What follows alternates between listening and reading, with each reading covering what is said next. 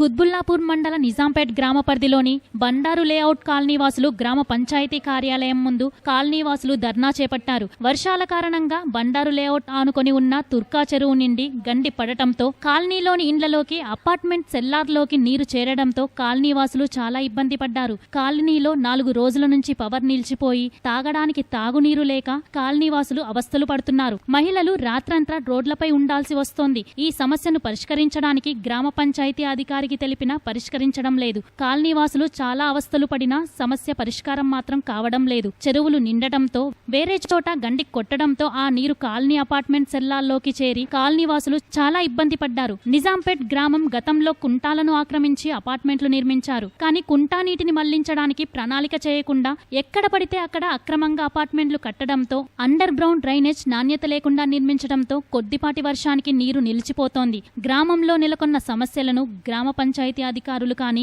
మండల అధికారులు కానీ పట్టించుకోవడం లేదని గ్రామ కాలనీవాసులు వాపోతున్నారు. గ్రామ పంచాయతీ అధికారికి కాలనీవాసుల సమస్యలను పరిష్కరించాలని వినతి పత్రం ఇచ్చారు. గ్రామ పంచాయతీ అధికారి మాట్లాడుతూ ఈ సమస్యను పరిష్కరిస్తానని తెలిపారు. అంటే మేజర్గా ట్యాంక్స్ ఫుల్ అయిపోయి కట్ట పోయే పరిస్థితులు ఇది 2 days నుంచి దానికి మెజర్స్ తీసుకున్నాం.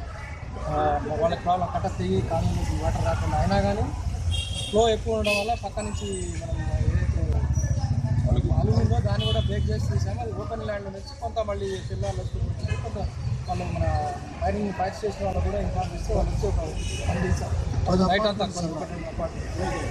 ఇంకా నిన్న అంతా కూడా మనం దానితోనే నిన్న మొత్తం కూడా పనిచేసాం. మ్యాక్సిమం అలుగు మళ్ళీ డీ కానీ ఏ కానీ పిలిపించి వాళ్ళకి చూపించి వాళ్ళు మళ్ళీ ఇంకా డెప్త్ తీసుకుని కట్ట తెక్కకుండా చేయమని అది కూడా చేయడానికి మేము ప్రిపేర్ చేసి పెడుతున్నాం. కొంత తీసాను నేను జర్రా ఫోన్ చేస్తాను. ఇంకా ఇప్పుడు వాళ్ళకి ఏమైనా ప్రాబ్లమ్స్ వాళ్ళు చెప్పినామంటే ఇంకా కొన్ని సెల్లార్స్లో కానీ వాళ్ళ ప్రాబ్లమ్స్ అవి ఏమైనా ఉంటే నేను అక్కడికి గండిపడి మొత్తం వాటర్ వచ్చేస్తుందండి. బండారీ లేఅవుట్ మొత్తం అక్కడి నుంచి పైనుంచి ఫ్లో ఉంది.